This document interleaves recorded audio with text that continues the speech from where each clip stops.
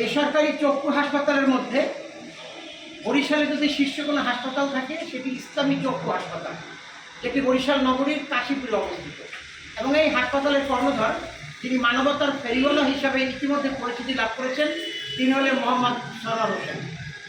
আমরা সেই সরওয়ার হোসেনের কথা আমরা একটু পরবর্তী, তার আগে আমরা এই হাসপাতালে আমরা ইতিমধ্যে অনেকের সাথে কথা বলেছি, রোগীর সাথে কথা বলেছি, যারা এখানে সেবা গ্রহণ করেন এবং যারা এখানে সেবা দিয়ে থাকেন।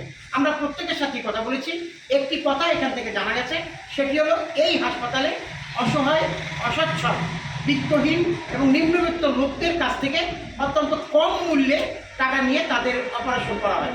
শুধু তাই নয়, এখানে ডাক্তারের প্রেসক্রিপশন অনুযায়ী যারা ভালো ওষুধপত্র যেখানে পাওয়া যায়, ঠিক তার একটি নির্ভরযোগ্য ফার্মেসি কিন্তু এই হাসপাতালটি রয়েছে। সরওয়ার সাহেব দাবি করেছেন যে তিনি মানবতার সেবা করার জন্যই মূলত এই হাসপাতালটি চালু করেছেন।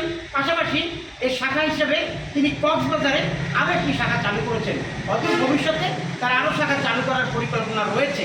তিনি বলেছেন যে অসহায় রোগীরা তার পাশে আসলে কেউ খালি হাতে এখান থেকে ফিরে যায় না।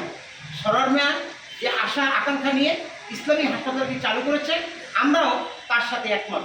এস এম নওরোজিরা, চ্যানেল এস, বরিশাল।